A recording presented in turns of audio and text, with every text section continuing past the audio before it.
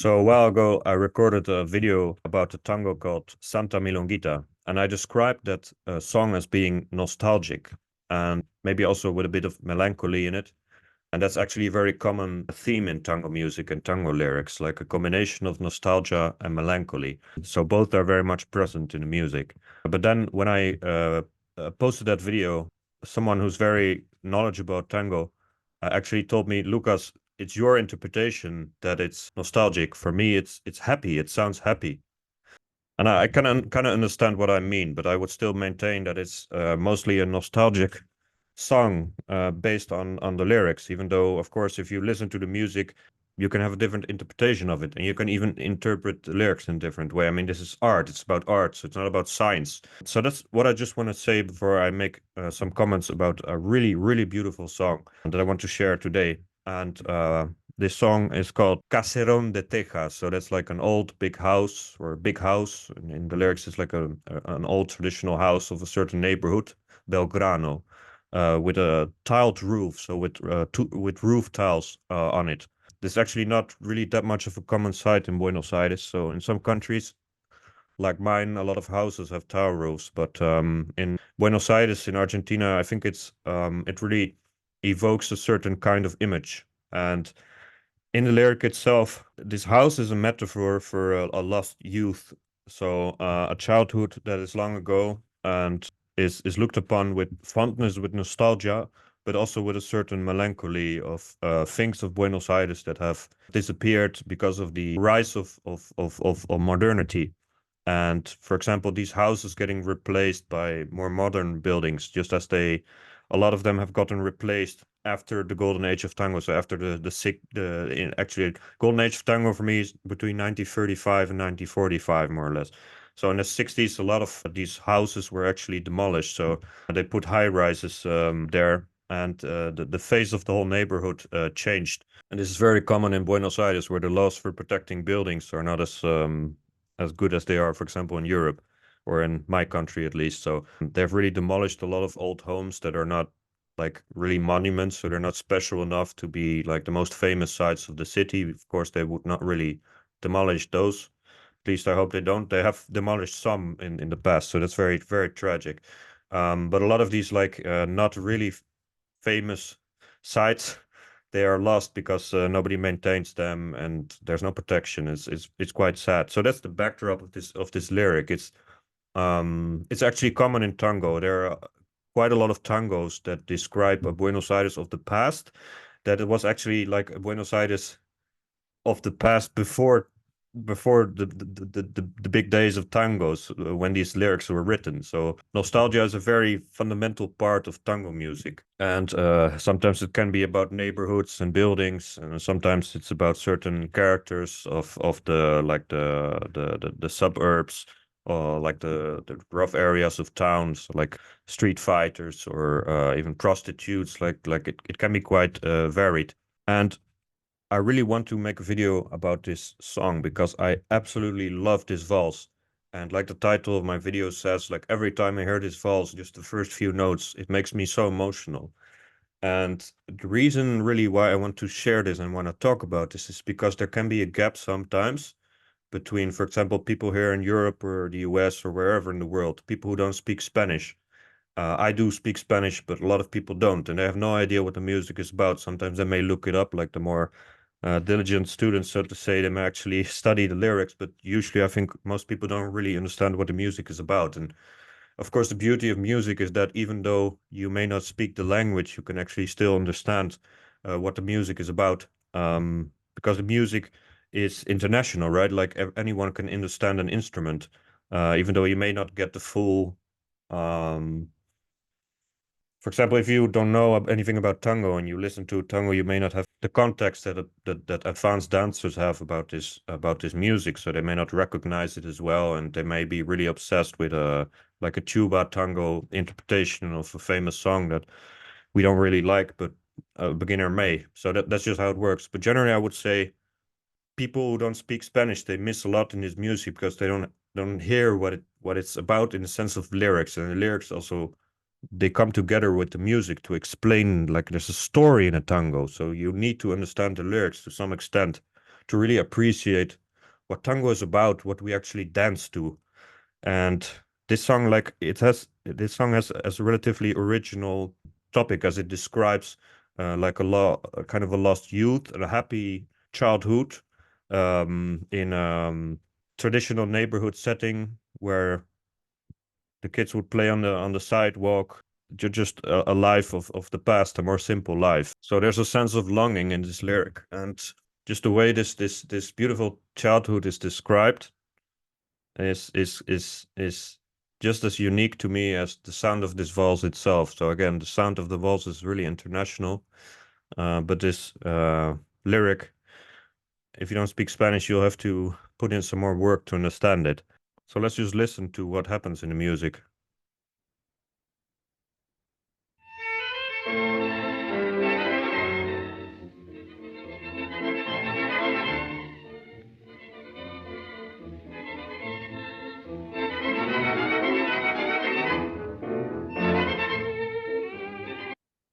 So right from the moment, this is why I get emotional. This song is so full of feeling.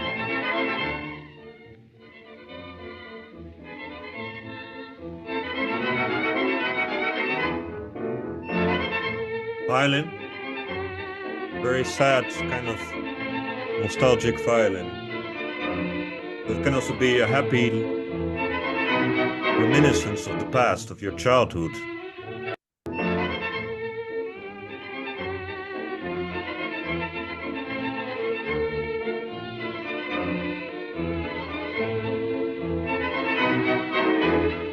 This is a more happy tone to me. Like you described how your childhood was like, and I miss it so.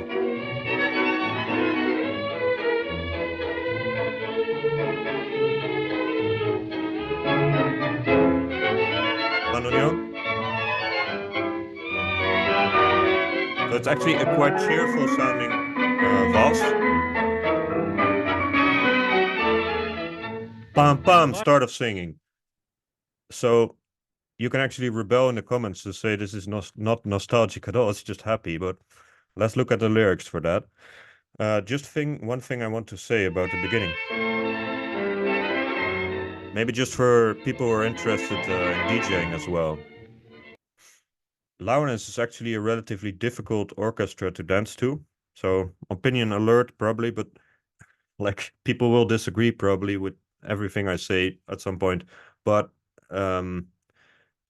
Laurenz truly is like factually a more difficult sound. It's a more like musician sound. So don't compare it to some of the more simple orchestras.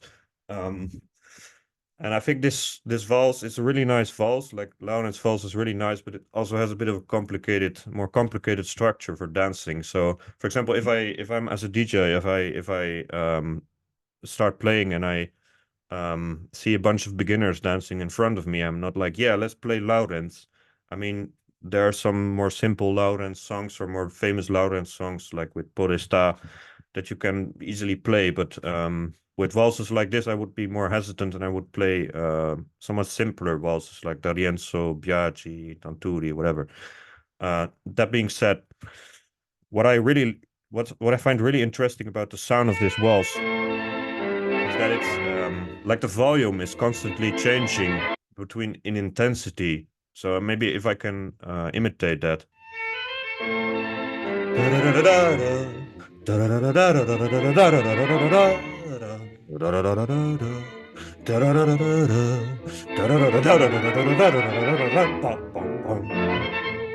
So I think for dancing, that's a really interesting kind of structure,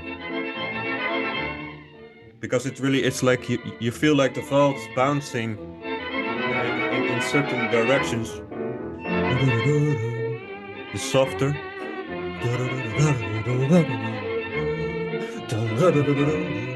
So you can change between the volume. And this is more like the same level, the violin.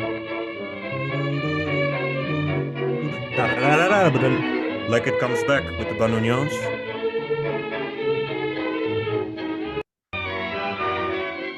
And this is great for dancing waltz. How it becomes so fast.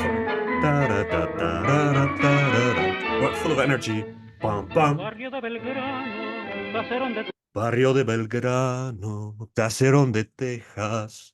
So he's Barrio de Belgrano is of course the neighborhood of Belgrano. So he literally starts with that, and he evokes this.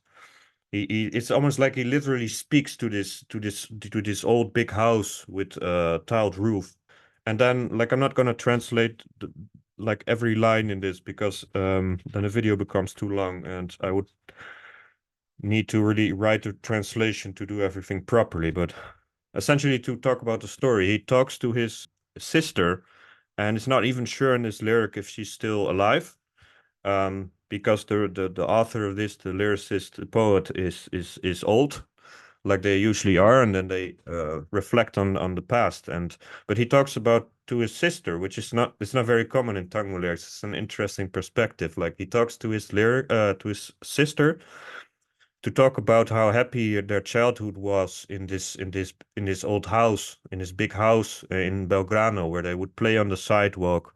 So in the beautiful warm summer nights of the neighborhood, they would play on the sidewalk, and like there's it was a calm life under a rose bush, and when they heard a train in the vicinity, just the sound of a train, it evoked some kind of longing for the past that they did not even live because they were just little children.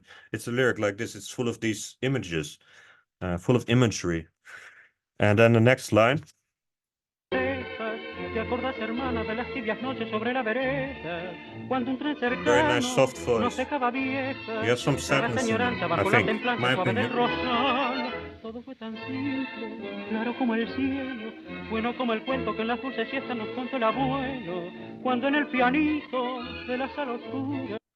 So he's essentially describing how simple everything was then, and how good life was, like the stories that their grandfather would tell them. So they got these stories, these fairy tales from their grandfather, who apparently lived there, or maybe they were living with their grandfather and their parents at the same time. So it's not entirely sure from the lyrics, but people used to be a lot poorer than they are nowadays. So families live together, I suppose. And then he describes how the piano they had, how it how a vals was playing from the piano. Sangraba la pura ternura de un vals.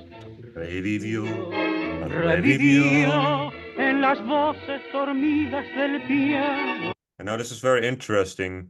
Listen to the violin in the background. Revivió, revivió en las voces dormidas del piano y al conjuro sutil de tu mano el faldón del abuelo vendrá. So it's like the violins are joining the sentiment he has about what he sings about, like these childhood. It's like a childhood dream in a sense. And now, so first he described to his sister whether she lives or not, and whether she's alive or not. He described how it was like, so they remember it together. And then the lyric takes an interesting turn in a sense, because he's now saying like, look, it all came back to life. Your hand, like, so she was playing piano, or maybe she's playing it now. Maybe she's alive, maybe she's dead, maybe she was playing piano as a child, but she was playing like subtly and softly, and it turned into some kind of like a spell. So he's now under this spell as he remembers the piano playing that valse, and he can hear his grandfather approach. And so in the last three lines are something like, let's live that faraway story, that fairy tale.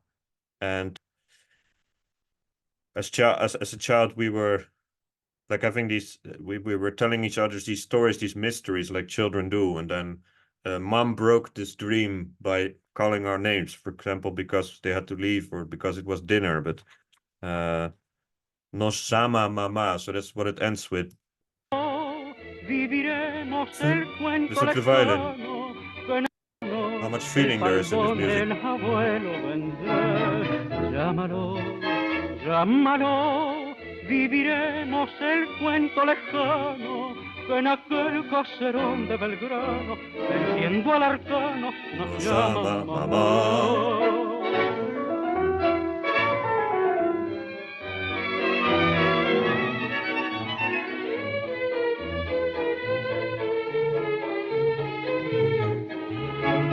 Violin and bandoneon. Da da da da da da. More violin. Piano.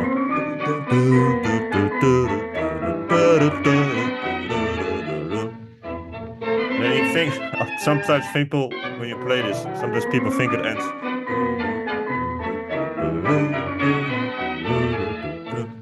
But it continues. Bandoneon. It's Laurenz. He loves bandoneon. It's a bandoneon variation.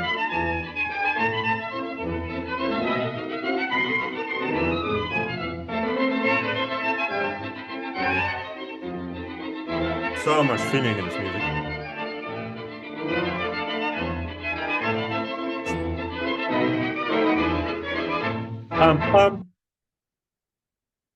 So I could go on describing all kinds of details of what you hear, for example, in the other instruments when the singer is singing. Cantó el abuelo cuando en el pianito de la sala oscura sangraba las puras ternuras de un vals. Revivió, revivió en las voces dormidas del piano. So I mostly describe the violin that is harmonious with his singing, but you can also listen, for example, to what a piano is doing, or a bandoneon here. Revivió, revivió en las voces dormidas del piano. Y al conjuro su... So the point of my videos, whenever I make these videos, is I want you to really listen not only what the music is about, realize what the music is about, but also realize what the instruments is doing, because they are telling this story. This music is designed to tell the story of that old house in Belgrano where we were happy as children, and everything in this music is integral to what to how the story is told. So it's absolutely marvelous music, and it's so danceable. And like I said, like Laurenz is a bit of difficult music, but of course this is still rather accessible. It's golden age music, it's dance music, and it's absolutely fantastic. Please play it. It's amazing. It deserves to be played, and if you know what it's about, it's even better. Because I always want to say something about the lyrical part that is not being sung. So there are always some parts. Usually it's one section. In this case, there are two sections that are not being sung, even though the second one is a bit similar to what was already sung by the parts that are actually included here. He describes some things like, where is the well? So they had a well, a water well there. Where are the patios? And where is the ironwork? So the bars you would, for example, see on the balcony. So these traditional elements of architecture. And I love this. So this maybe, so that's why it's always important to look, if you're really interested in a song, look at the parts that are not being sung, because he says, my old sister. So I guess, well, she's probably alive if he talks to her this way, but who knows? She may have died 30 years ago, and she's, of course, if she were alive, she would be his age more or less. So you can also call her old because of that, because he's old. And then he says, volverás al piano, y en las melodías vivirán los días claros del hogar. So as you play the piano, my sister, the old melodies, like the vals that they described, they will return to our home, and to our happy days, like our clear, our days in that home. And so the rest is pretty much a repetition, but this is an interesting two lines here, like, your smile, sister, has given, so it's in the past tense, that's interesting, has given refuge or given shelter to my grief or sorrow or mourning. So yes, there's certainly some melancholy here in the lyrics, so that's why I call it like that. But there's also definitely a lot of nostalgia of the past, and that's what you're gonna find a lot in tango music. And once you understand what these longings to the past are all about, not just of lost love, but also about specific things about Buenos Aires, about their culture, it's easier to understand like what tango is really about. And that's one of my goals, help you understand what tango is really about.